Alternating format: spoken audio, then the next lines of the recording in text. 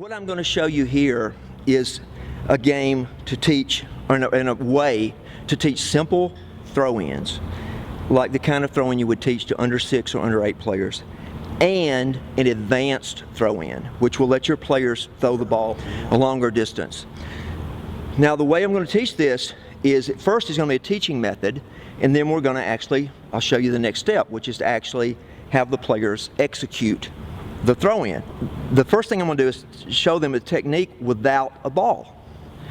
And I'm going to go ahead and do it for both the simple and the advanced throw-in. And then we will just, I think, just skip on the practice part of it. We will skip straight to the advanced throw-in. So here are the rules for throw-ins. The player must be, and of course, obviously, a throw-in, we know when that is. Basically, the ball goes out of bounds, and you bring it, when the other team, the team that did not lose the ball, brings it back in by throwing it in. So, the player who's going to throw in the ball has to stand facing the field with feet apart.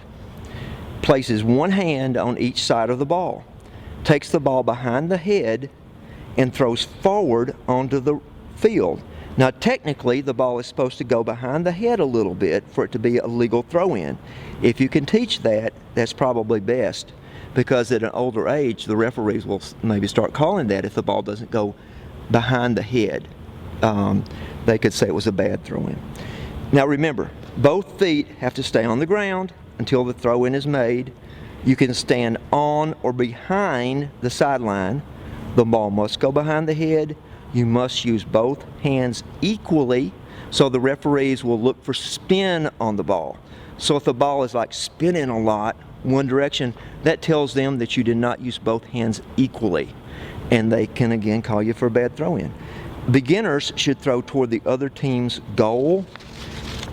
When we do an advanced throw-in, what you're going to want to do there is, I'm going to show you how they drag the foot and take a step, and on a more advanced throw-in, I like my players to throw the ball over the top, not to throw it down at the ground.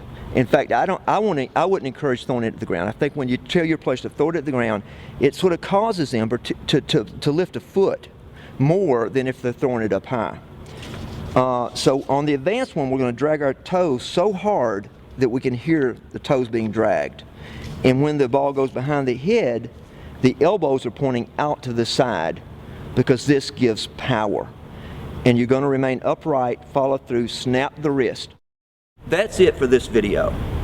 There are lots of soccer coaching videos on Soccer Help that show our practice games, formations, how to teach soccer positions, and lots of soccer coaching tips. Thanks for watching.